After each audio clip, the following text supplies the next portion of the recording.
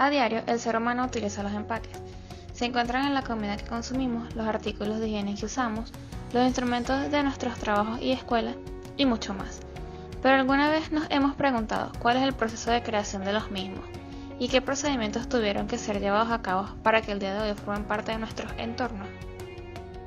Primeramente, se debe determinar qué es un empaque. La American Marketing Association lo define como un contenedor utilizado para proteger, promocionar, transportar y identificar un producto.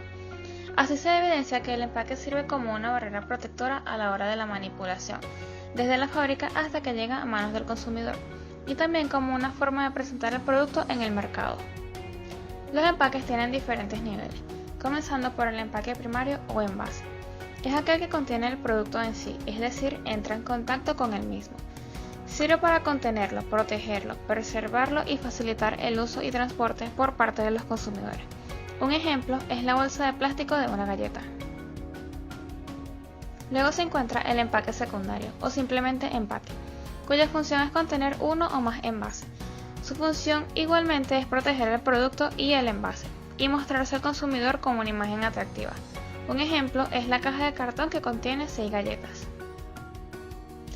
Por último se tiene al empaque terciario o embalaje, el cual tiene la función de contener uno o más empaques secundarios, principalmente para protegerlo durante el transporte por aire, mar, tierra y durante el almacenamiento y manipulación. No está destinado para presentarse al público, sino para proteger el producto desde su salida de la fábrica hasta su muestra en los anaqueles en el punto de venta. Un ejemplo son las cajas de cartón que contienen 24 galletas. Antes de empezar el proceso de producción de un empaque de cualquier producto, se debe hacer primero un análisis de diferentes aspectos, como riesgos que se pueden sufrir durante el transporte, desde la fábrica hasta el punto de venta, como aceleración y desaceleración del vehículo, vibraciones, turbulencias, oleaje, cargas mal aseguradas y golpes. Riesgos climáticos como cambios de temperatura, humedad, agua, salitre, sol y lluvia. Riesgos biológicos como bacterias, moho, hongo, insectos y roedores. Riesgos de manipulación como tratos bruscos, caídas y apilamiento. También se debe determinar el empaque adecuado para el producto que se va a presentar, dependiendo de sus características físico-químicas, cómo se piensa lanzar al mercado y la funcionalidad del empaque. Igualmente los aspectos legales que conciernen a la creación y producción de los empaques, como las leyes a favor del cuidado del ambiente. Y por último, la imagen que nuestro empaque va a tener, cómo se va a diferenciar de la competencia y cómo va a transmitir un mensaje visual a los posibles consumidores. Luego de evaluar todos los aspectos anteriores y generar la propuesta de un empaque que logre resolver la mayor cantidad de riesgos posible, se puede pasar al proceso de producción del mismo. A continuación se muestran los materiales más utilizados. Es utilizado en la industria como un empaque secundario y terciario, por ser un material resistente, económico de fabricar y de fácil reciclaje. El proceso comienza con la materia prima, generada a partir de los troncos de los pinos. El tronco se rompe en pequeños pedazos y se coloca en una bomba trituradora, es decir, un tanque de alta presión que disuelve la fibra de la madera conocida como lignina.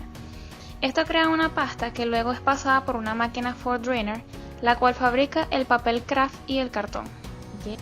Diferentes capas de papel son pasadas por una máquina de corrugado. Ella utiliza un rodillo de precalentamiento y luego unos rodillos pesados ondulados que convierten el papel en cartón corrugado. Luego viene el proceso de encolado.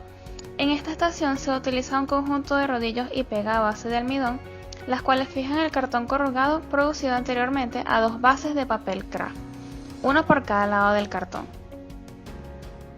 El cartón luego pasa por una máquina flexográfica, la cual se encarga de la impresión y luego a la máquina de plegado, en donde el producto final es una caja de cartón completa. En el caso del cartón conocido como cartoncillo, la cantidad de capas de papel craft es menor, de aproximadamente 300 gramos, y no pasa por el proceso de corrugado.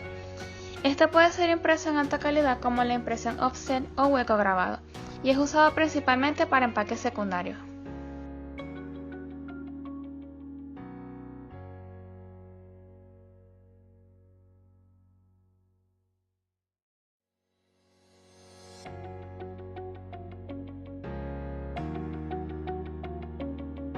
Conocido principalmente como acero revestido u hojalata, la cual es una hoja de acero de 0,14 a 0,49 milímetros de espesor, revestida por ambas caras con una capa fina de estaño. Es usada para la creación de latas en la industria alimenticia por ser un buen conservante y resistente. El proceso comienza con la materia prima, el hierro metálico, el cual es separado del mineral en el alto horno, produciendo el arrabio. Dicho arrabio es refinado en el convertidor, en donde a una temperatura de 1380 grados Celsius se produce un proceso de oxidación y reducción de carbono, manganeso, silicio, fósforo y azufre, generando el acero. Dicho acero en el proceso de colada continua se transforma en planchones de 200 a 250 milímetros de grosor y unas 30 toneladas de peso. Dicho acero pasa por un proceso llamado decapado, en donde se aplican baños de ácido clorhídrico o sulfúrico a unos 75 y 90 grados, en los cuales se disuelven los óxidos. Luego se pasa a lavar con agua desmineralizada y se seca, terminando con un grosor de 20 milímetros, para luego ser aceitada y aumentar su dureza y plenitud mediante el proceso de laminación en frío. Posteriormente pasa por el proceso de estañado, en donde se recubre la lámina con estaño por ambos lados y se puede pasar para la elaboración de las latas. El acero llega a la planta metalgráfica en grandes bobinas, las cuales son cortadas en láminas.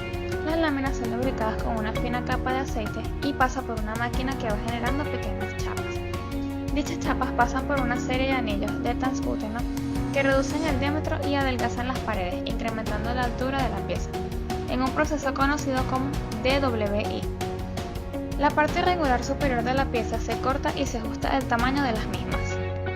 La pieza es lavada y secada para eliminar cualquier trazo de lubricante y se barniza su exterior con una laca blanca que forma una superficie idónea para imprimir. Luego se pasa a secar dicho barniz. Luego viene el proceso de impresión que permite hasta 6 colores y dicho diseño recibe una capa protectora de barniz. Posteriormente se vuelve a barnizar el interior para evitar la corrosión y son pasadas por el horno. Las tapas son producidas a partir de la misma bobina de acero, en donde una máquina corta las piezas de tamaño ideal y se curvan los bordes. Las anillas son producidas mediante un troquel que corta el material para luego ser insertadas en la pieza formante de la tapa. Las latas y las tapas son posteriormente llevadas a las plantas de envasado y luego del llenado el proceso de acoplamiento de ambas piezas es realizado inmediatamente después.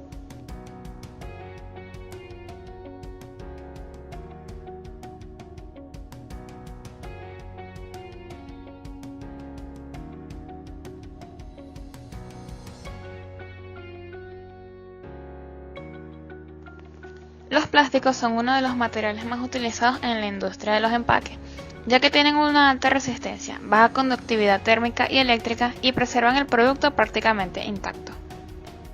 Para producir los plásticos se comienza con la generación de la materia prima, a partir de productos químicos básicos provenientes del petróleo, gases y carbón.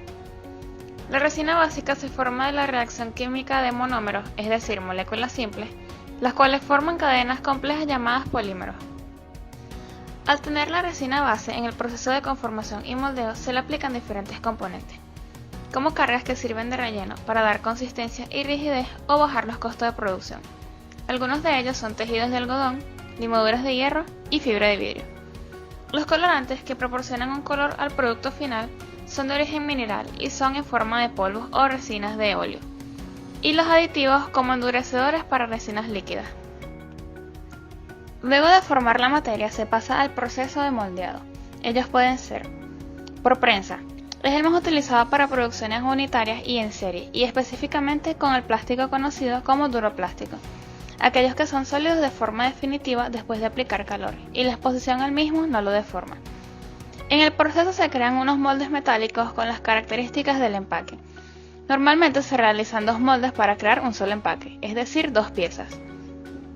Cuando se tiene el molde preparado, las máquinas depositan en él la resina en forma de polvo y se aplica calor y presión a valores de 140 a 170 grados Celsius y 100 bar. Con la presión y el calor, el plástico se derrite y se adapta al molde, para luego ser enfriado en donde se endurece y se saca la pieza. Por otra parte se tiene el método por inyección, usado para termoplásticos, los cuales son plásticos muy versátiles, utilizados tanto para films transparentes como para envases de yogur. El método por inyección genera una producción en serie. El material plástico en forma de polvo o granula se deposita en una tolva, un dispositivo similar a un embudo, que alimenta un cilindro de caldeo, un dispositivo de rotación y luego se transforma en la tobera de inyección, en donde la fricción y el calor funden la resina hasta llegar a un estado líquido. El cilindro ejerce presión sobre la mezcla y llena los moldes. Luego el cilindro sigue ejerciendo la presión y el molde pasa a ser refrigerado por medio de aire o agua a presión hasta que la pieza se solidifica. Se puede pasar a la impresión y etiquetado, las cuales muchas veces se encuentran en las mismas máquinas sin tener un proceso secundario y otras veces se debe llevar a un lugar especializado en el mismo.